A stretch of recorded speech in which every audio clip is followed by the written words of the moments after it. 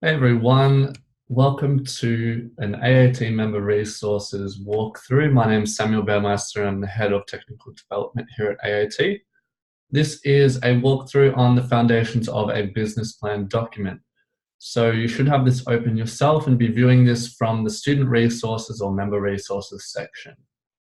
So let's start off with what a business plan is. Basically, a business plan is a document that is quite detailed and it outlines every aspect of how you intend to run your business, what requirements it will have, how you will meet those requirements, what problems and solutions there are being provided by your business, and what kind of demand there is for the service that you plan to offer. So traditionally, business plans are written up for business loans, for investment. People want to see this type of document if they're going to have a vested interest in your business. In this case, what we're doing is helping you get a foundational business plan set up that helps you think about every aspect of your business. This will help you avoid some of the pitfalls that you might have had if you hadn't thought of these things ahead of time. It's easy to say, yeah, I'm going to run a business, I'm going to make a lot of money, but we need to know where that money is going to come from. So what we do is we start off with a simple business plan and we think through each major section of a business plan to get ourselves started on the right foot. So let's start off with section number 1, the customer problem. The important part of building a successful business is identifying a problem that is worth solving. So by that understanding, you'd say, for us as bookkeepers, what are some of the common problems that people have? Why do people outsource their accounting? So there's things like time. Obviously, the busier the business gets, the less time there is to do book work. If I'm earning $100 an hour out on site fixing something for a client, then I'm coming home that night and working all night on my book work. Am I being efficient? No. Could I be using that time to make more money? Yes. Or maybe I could be using that time to spend it with my family. So there's a problem, and you can identify that. That's a problem that the customers have that we want to help with. There are other things such as customers having a barrier with technology. So maybe they don't understand technology very well, or they understand technology but not accounting foundations. And so there's the problem that's very common when people buy accounting software, and a specialist can step in and say, hey, I can train you in that. So they're the customer problems, and you want to list as many as you can think of that relate to services that you're going to be solving problems with, which leads through perfectly to section number 2, your solution. So once you've clearly defined a problem that needs to be solved, you need to provide a plain explanation of the solution that you can offer. So, okay, here's a problem. Someone doesn't understand how to use the software, or they want to get more out of it. Your solution needs to be simple and effective. We know the software inside out. We have helped business owners, and we're going to help you get the most out of your accounting software so you can make smart financial decisions. Or they're lacking time, like we discussed before.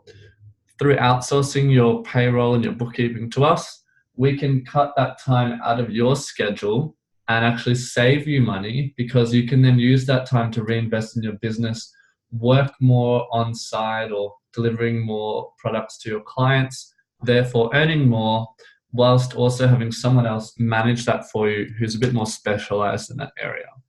So that's an example of a solution. So step number 3, a business model. How will you make your money? So you want to define here how you're going to sell the services you've defined above. How are you going to deliver that service, and how are you going to engage with the client? So an example, in my business, I decided when I started Toolbooks, we were only going to work remotely with clients that were ongoing. So we might go on site for a visit to troubleshoot something or to set something up. But if they want an ongoing service, we provide that remotely, meaning that client doesn't have to provide a desk space for us. They don't have to section out a time of their day for us. We can maintain it from a distance for them.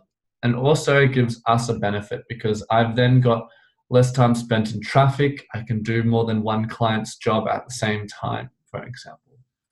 So think about that. Think about what tools you'll also use. So if you're going to be providing things remotely, you're going to need something like remote access software, Zoom, Skype, programs like this that you can get free versions of as well. You need to define those. It's one thing to say, yes, we'll help you remotely, but how are you going to do that? We've also got programs that we've developed to help you with some of that software, like Grow to the Cloud, that you can have a look at under our education section. So, number 4, your target market. As it says here, it's often tempting to define a target market that is huge, large as possible. I want to help everyone. If you help everyone, you're really helping no one. So you don't have to be so specific that you only help one tiny niche. You're not going to turn away business if it's worth your while. However, it's good to have a direction. For example, by saying that we only work remotely, you're deterring clients that want someone on site in an old-fashioned sense on the payroll. And therefore, you are niching already. So think of your target market. If you like going on site, maybe you think, well, okay, I want to work with clients in my area who want someone on site to hold their hand, or someone they can see a friendly face of every week or a few times a week. So you'll cater to those clients that want that. So you'll go probably door knocking and you'll get that target market. You'll make sure that your collateral and your marketing relate to that target market. So we've got an example here of a target market. Businesses operating in the building and construction sector who would like to embrace technology and streamline their business processes into the cloud, including accounting and project management practices. So by having that specific, clear idea of your target market, we've just eliminated people in the construction sector who don't want to move to the cloud, or those who maybe want someone on site doing everything desktop based. So even within that market, we've then further defined what we offer and who we're targeting. Number 5, your competitive advantage. So you need to think about what sets you apart. Good customer service and being a good bookkeeper is a baseline. That's not a competitive advantage. Someone hires a bookkeeper, they're going to expect them to be good, and they're going to expect them to have good customer service. So what else can you offer? Think of things that are unique to you. Are you fast? Maybe you've got a great personality and you've been known to be very good with people. So you can use your communication skills to really foster great relationships. And one of your competitive advantages is people can contact you and you're there as a person that's reliable. Maybe people's skills aren't your forte, but you're absolutely brilliant at organizing things. And so one of your competitive advantages is you can organize their current file storage, you can set up processes, you can streamline things for them. Another competitive advantage might be you're really good with one specific software package. So instead of choosing someone who might know how to use Xero or QuickBooks or Maya, you're an expert in that area. So they choose you over the competitor because you know your stuff. Number 6, this is an important one. Management team roles and responsibilities. So when you start off your business, most of the time bookkeepers are starting on their own. I know I certainly started off on my own, and so you have to wear all the hats of the team. You do admin, you do marketing, you do bookkeeping, you do sales, you do complaints, and you do compliments. You do everything, right? So the idea is defining what needs to be done and who's going to be doing it. So setting aside time to work on every aspect of your business and defining what those roles are. So as you need to outsource them or as your business grows, someone can step into that role, follow those procedures, and fulfill that responsibility.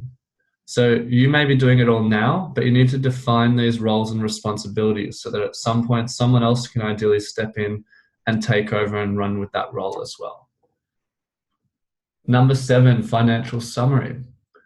So we all at the end of the day want to earn well. We want to be happy with what we're earning, but most importantly, success is different to everyone. So you want to be earning enough to help you get through your day and live the life that you want, looking after yourself and your family.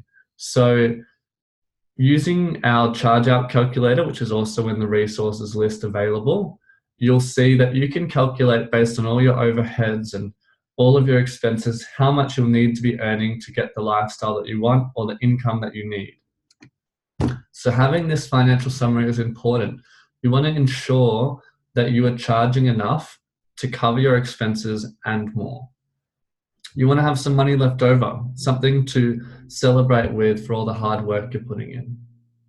Number 8, funding requirements. So as your business grows, so does the importance of managing your cash flow. So what you want to know is, are there requirements I'll need? Are there other places I can go? Do I have a backup source of income in case times get tough? Do I need insurance?